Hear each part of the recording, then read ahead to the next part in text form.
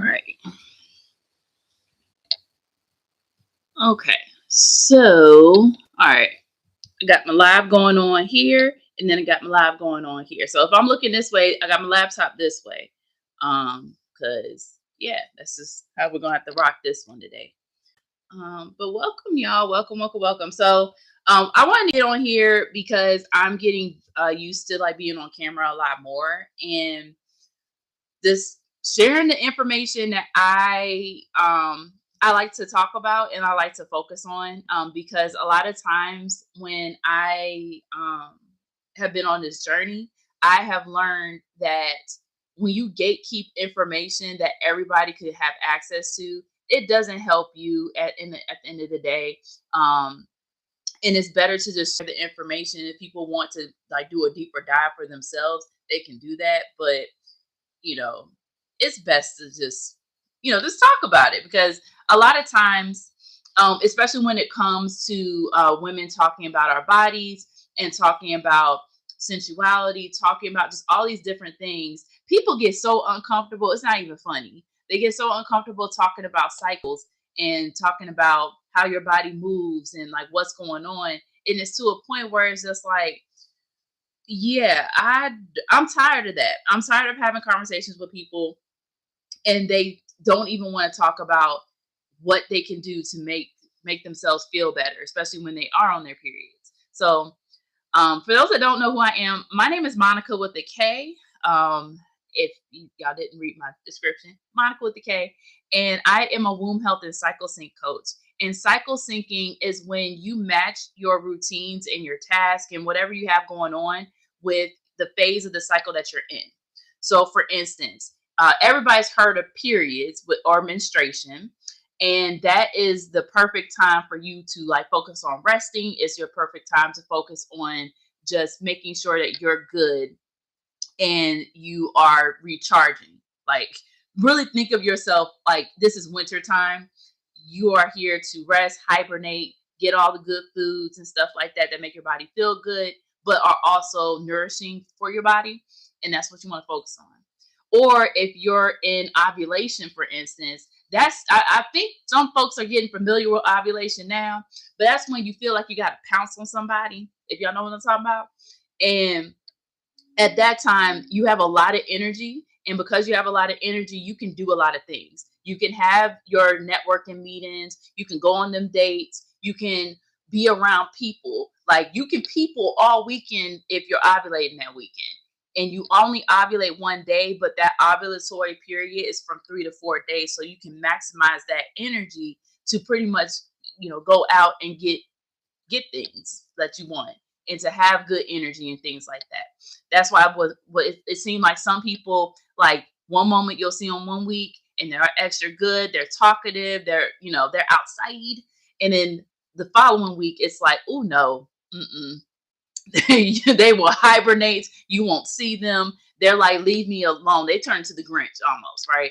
So that's what I want to talk about, especially because the holiday season is coming and we're about to be around a lot more people. And I don't know about y'all, but I I like people. I like being around my family. I like all them things.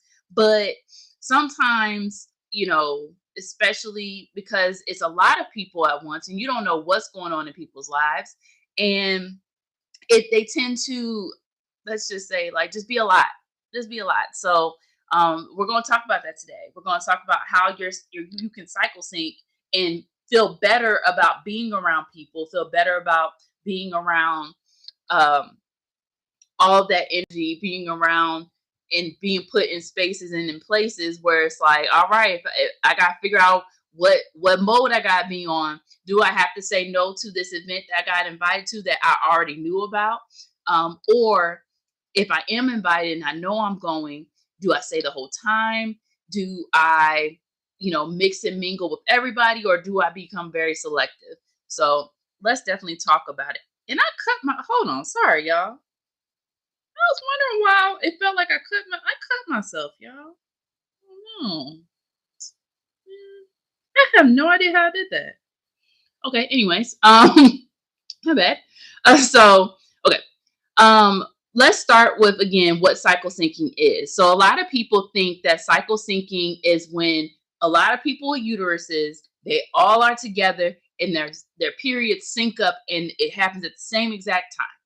And I'm here to tell y'all that that is not cycle syncing, for what I'm referring to. Cycle syncing, again, is when you're matching your routines with the phases of your cycle. And if you don't know the phases of your cycle, again, welcome to my live. I'm about to teach you. Therefore, think of it in retro, and that's in retrospect, and that it's relative to the seasons of the year. So you have menstruation. Everybody's pretty much heard of menstruation.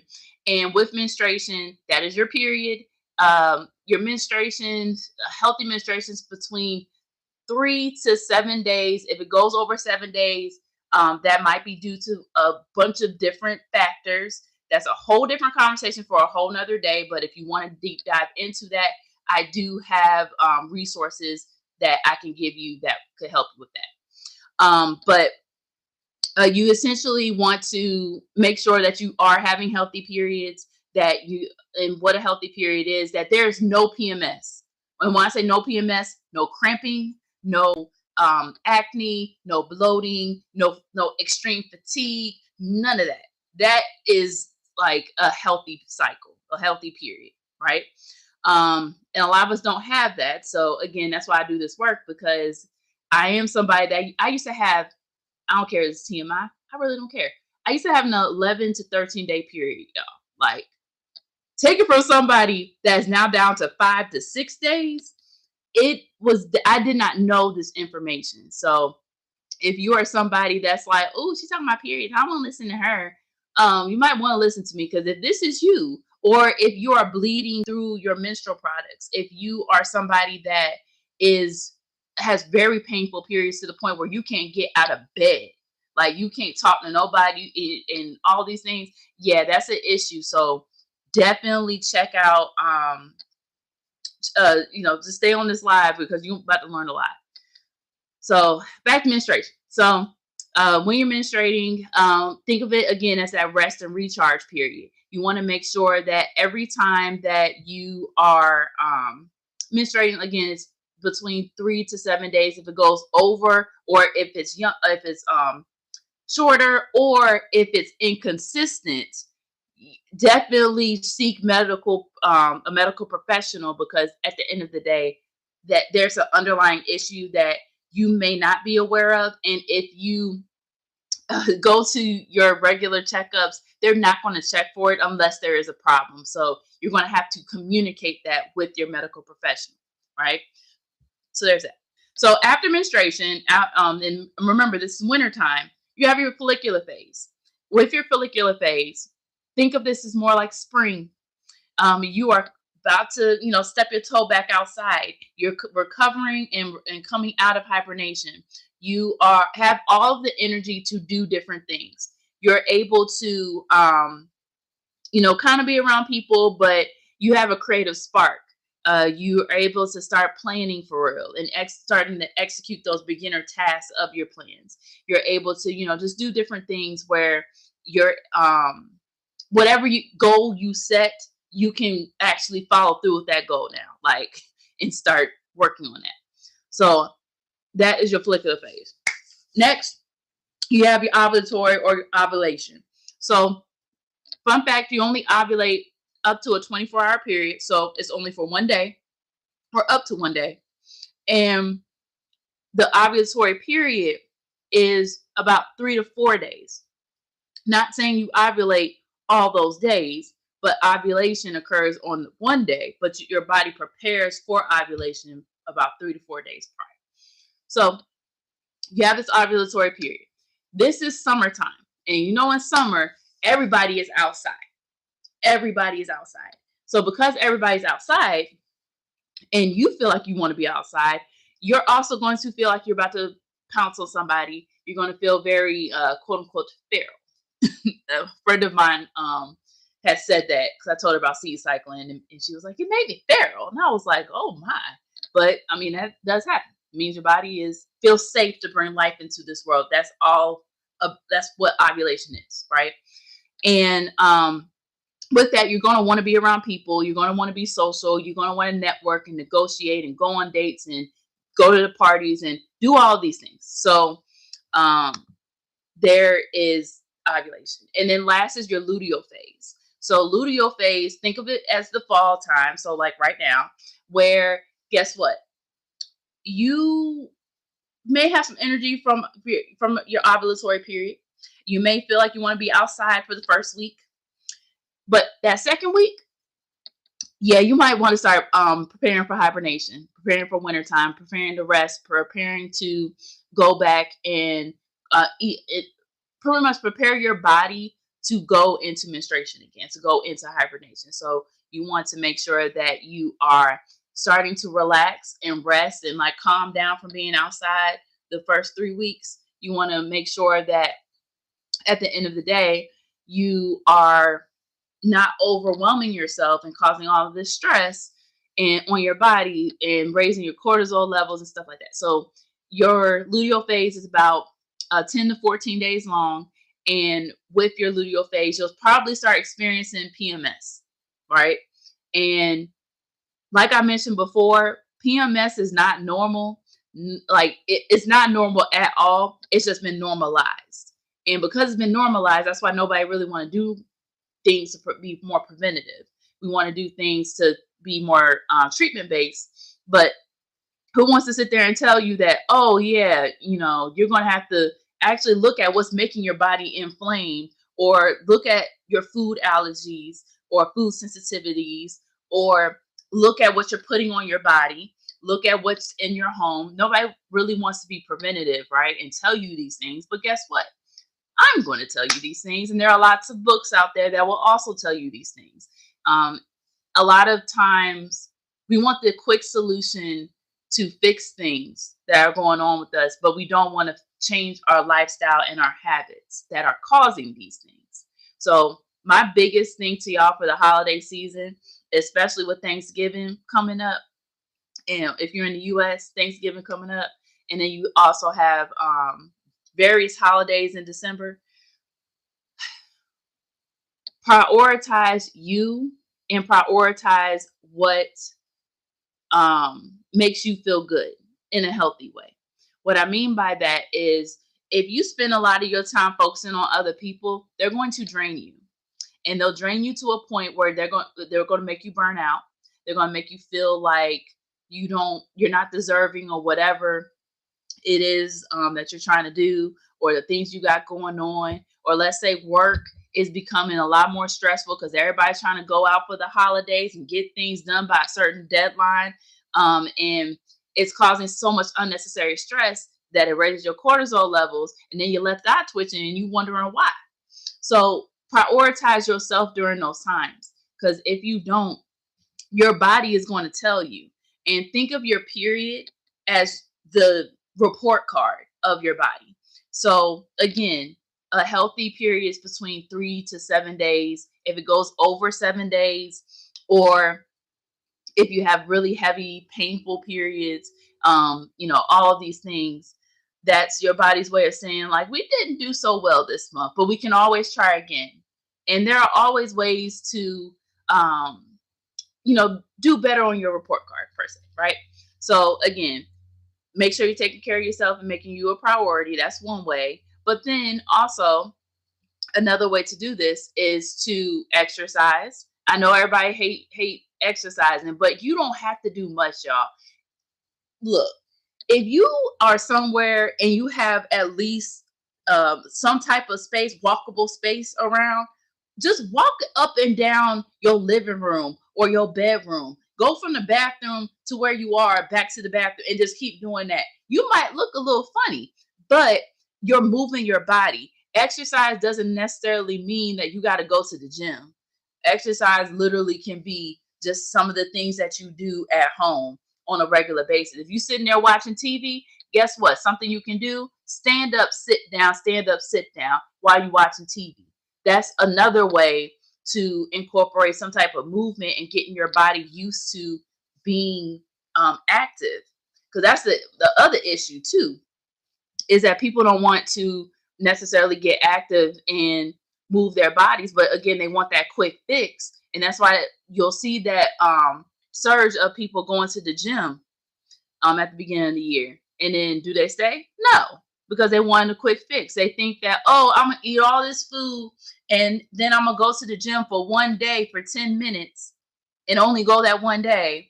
Oh, and then so now you lost all this weight. And it's like, nah, it don't work like that. If it did work like that, I'm pretty sure you wouldn't have been at the gym, right? So you definitely have to work on changing your lifestyle habits before you actually try to incorporate, drastic things like going to the gym. Do small things. Sit up, sit down, and watch TV. And just keep doing that. You don't have to do much. Another thing, too, is what you eat. So, a lot of, how the saying, like, you are what you eat. This is true to an extent. I definitely need you guys to think about the things you're putting in your body. If you are somebody that, okay, for the folks that look like me, I would die on this hill with saying this. If you are lactose intolerant, yet you still drinking that milk, you still eating that cheese with lots of dairy in it, I'm here to tell you, your body is telling you that your body can't process this, and you are going to end up affecting your body because you are ignoring the signs that your body is saying, bruh, help me. It's especially if you got a uterus and a womb space. Yeah. If you lactose intolerant, you need to chill. You need to chill, and you need to make sure that you're replacing dairy with plant. If it's not plant-based, just replace it with something else that is not dairy. Some folks will do a plant-based something. Some people will do like goat milk. They'll do like goat cheese, that type of thing. But yeah, like if you lactose intolerant, as somebody that is also lactose intolerant, the moment I cut off dairy and I made these small changes and substitutes, still have my favorite meals, but I just replace. I like my thing is oat milk. Oat milk works best for me. I don't know about other folks, but that's what works for me. So I do that. And then I also have a nut allergy. And because of that, I stayed away from Chick-fil-A and I've stayed away from anything with peanuts, peanut butter, things of that nature. I just stay away because I know that when I did intake those things, that it made my body very inflamed. It made my body hold a lot of water weight, and I didn't notice it before until I just cut it off. Because I promise you, I tricked my body into accepting Chick-fil-A. I did. I did. And then, yeah, my body said, nah, girl. Because I used to get an eczema patch like right here. And because I kept ingesting it, it went away. So I'm thinking I'm good. And I look back at all these pictures and I'm like, is that me? Is that me? Oh no, we can't be doing this. So there's that. But again, I know like I'm not perfect. Like I still eat at McDonald's. I still eat at like other places. But again, I've just been more mindful of how often I eat at these places. Again, I stopped eating Chick-fil-A because again, my body said no. And then I also found I have a shrimp allergy. You know how pissed off I am about that? My body betrayed me with that one. Cause I'm like, I've never had a severe, knock on wood, I've never had a severe allergic reaction to shrimp. And before I got the food allergy test, I promise y'all, I had a shrimp seafood boil bag. And yeah, I was very disappointed when shrimp came back, like on my food allergy test. I was so disappointed. Like y'all don't understand. Like I already cut out red meat because my body can't process red meat like that. And to know that I can't really eat shrimp, and these allergies get worse. Oh no. Like, it sucks. But at least I can still eat salmon. I can still eat like whiting and stuff like that. So that was never an issue with me. But the shrimp, I was like, I got some shrimp in the freezer right now. Like, the heck? So there's that. Let's see what else. Um, I also do something called seed cycling, and anybody can actually do this. But if you have a uterus and are in your reproductive years and have not experienced menopause, you can do it too. And it's the easiest thing in the world. All you got to do is grind up pumpkin seed, brown flax seed, or sesame and sunflower seed. And you do this depending on what phase you are in your cycle. And you do this every day. And before y'all go, that sounds like a lot. Well, when it becomes a habit, it don't feel like a lot because it's already in your schedule. So it's part of your routine. But if you really want to see a shift in, like, if you have hormonal imbalance, if you are somebody that has like just various issues with digestion, because one thing them seeds gonna have is some fiber in it. And if y'all don't know about that fiber, y'all gonna know when you ingest it. Trust me when I say. But that's also, again, a different conversation for a different day. And yeah, but anybody can do it, even if you don't have a uterus. Like, um, I definitely encourage everybody to get used to seed cycling and stuff like that. It's like the easiest thing in the world. And when I started, again, I used to have an 11-day period. So like, the first month it went down to like 10 days, then it went down to like 8. And when it got down to like 7, the 7, it started to shift. And it became lighter. There was a lower belly bloating that would just not go away. And I never was diagnosed with like PCOS, endometriosis, endomyosis, anything like that. I was never diagnosed with anything like that. But I definitely had something going on. I definitely had a hormonal imbalance for sure. But also, your gut health also determines your womb health. If you did not know that, now you do. And if you have like daughters or sisters or cousins, you definitely want to start paying attention and passing on along this type of information, because if you're not eating right and your gut is just out of whack, and you're not having your bowel movements every day or on a regular basis, if you're not doing any of that, yeah, you're gonna want to fix that because everything is connected at the end of the day. What goes on up here can affect your gut. What goes on in your gut affects everything. If your liver is not able to process certain things, you can become estrogen dominant, and that can lead to a whole bunch of other things. If you have vitamin D deficiency, that can also affect your period health as well. Like, all this stuff is connected, and I hate the fact that we don't talk about this enough or are comfortable with sharing this information with other people until something goes wrong. And then it's like, well, why haven't you been doing that the whole time? Nobody ever told me. Like, I don't understand how they think that we just know these things. Because I don't know about the public school system that y'all came from, but mine, they preached abstinence, and they preached like what your period is and what a pad and tampons were. But other than that, that was it. They didn't talk about the phases of the cycle. They didn't talk about fibroids. They didn't talk about if you have gut issues, what that can actually do to your body. They didn't talk about none of that.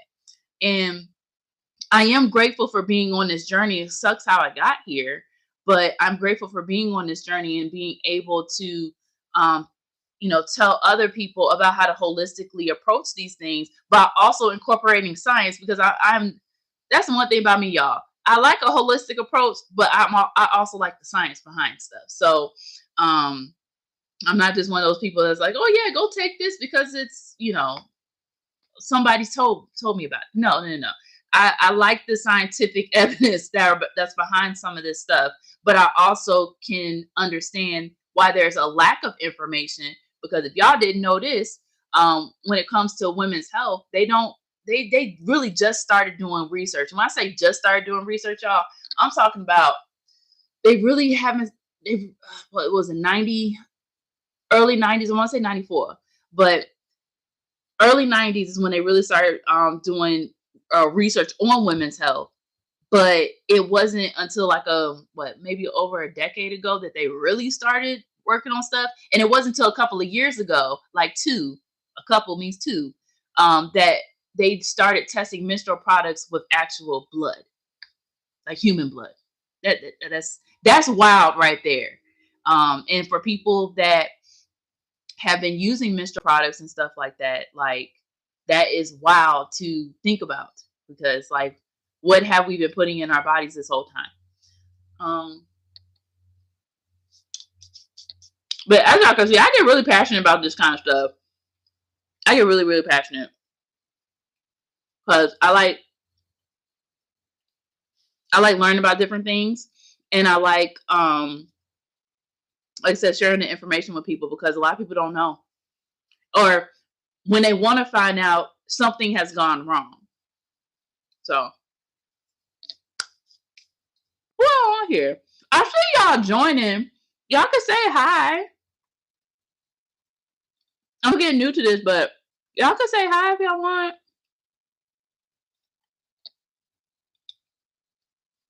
But but yeah. And if I'm looking down here, it's because I'm on my laptop. I'm on my laptop. But yeah, y'all. What y'all got going on during the holiday season? I know for me, I'll be going back home. So it's like a lot of traveling on the road and stuff.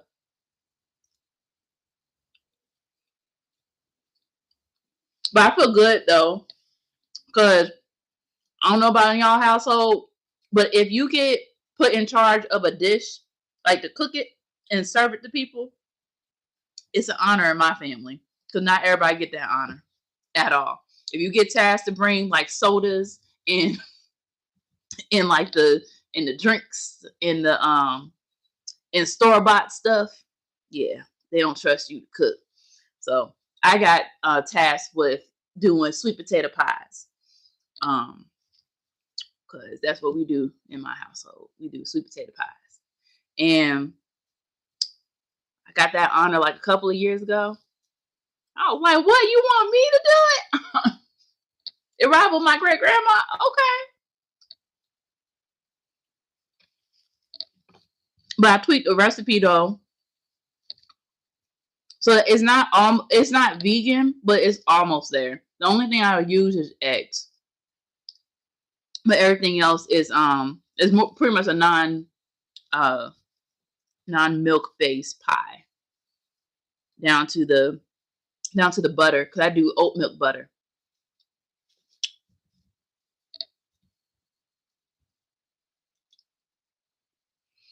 I do oat milk butter. But okay, so I told myself I was gonna be on here for like 30 minutes. I don't even know how long I've been on here. Let me see. Mm, mm, Oh, let's see. Okay, so yeah, I think I'm gonna be on here for like 5 more minutes, and then I may come back on here on Thursday. We'll see. Like I said, I'm getting used to being on this, and it also helps me keep myself accountable, because the consistency is a big thing for me. Staying consistent with this. Got so much other stuff going on right now, y'all. It is crazy. It's crazy. Mm-mm-mm-mm-mm. So who's still watching me right now? Because I can see. Hey, Julian.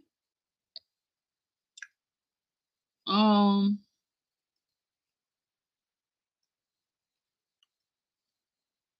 Okay, this is kind of cool. All right. And now I'm just playing around and looking at some different stuff. Um. Okay. Okay. Okay. So, okay, can somebody help me out? So, it says that two people are here, but why can I? That's weird. Like I see two icons, but I don't see. I only see like one person. Can y'all help me out and figure that out? I don't know what to do. I have no idea what to do. Now I'm just hitting buttons. I am just hitting buttons. Auto accept request. Oh, what's this? Allow guest requests. Everyone. I think that's weird. Okay, we're gonna do that. Hmm. And then let's see. What's that? See, this is so cool, y'all. Okay. Wound wellness discussion. Ask question.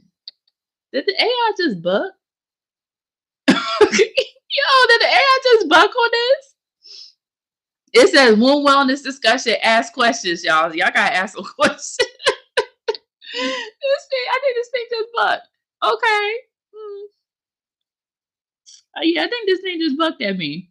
Or bucking at y'all. I don't know. I don't know. Um, yeah. Okay. You know, maybe I should still keep this on, but do some work while I got this on. Cause I still gotta work on like some guides. I got a event on Saturday that I need to still keep preparing for. Then I got a photo shoot on Sunday. I gotta figure that out too. Mm-mm-mm-mm-mm.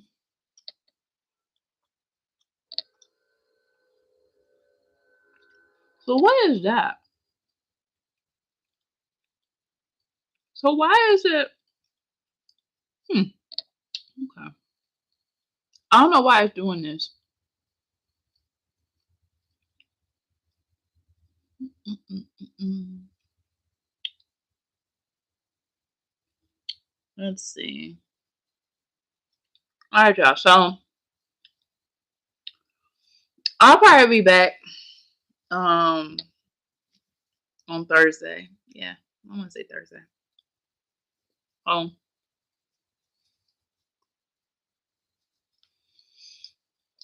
Whoever's still on, I appreciate y'all for staying on. But yeah, I'll be back Thursday, and we're gonna talk more about what I do. Probably, you know what I should do? I should show y'all my Woundflow AI because I done messed around and created my own little AI bot. I sure did. But it's gonna be very, very helpful for folks that may not feel the most comfortable reaching out and asking questions and trying to see like what may be happening or like what phase of the cycle they're in. So the bot that I created, her name's Oshara, and she's amazing. First and foremost, like she is amazing, and I really love the fact that like it's like having me there, but I'm not there. To like, especially if you have questions and you need an answer right then and there. Like with some stuff, like she's not gonna diagnose you because I'm not gonna diagnose you. I'm not gonna prescribe you anything or anything like that. But to give you at least the basic knowledge of what it is that you're asking about. So if you're asking about like seed cycling, like she's gonna give you the what seed cycling is, but also give you some recipes to do and stuff like that. So if y'all interested in Oshara, please let me know. Please reach out because like she, like I said, she is amazing. And She is something that I never thought that I would actually create. Believe it or not. But I love it though. I love it. I love it. I love it. So again, y'all, stay tuned. I'll be back Thursday. Yeah, we're gonna talk about Oshara on Thursday. That's what we're gonna do. So y'all have a good night, and I will see y'all on Thursday. Bye.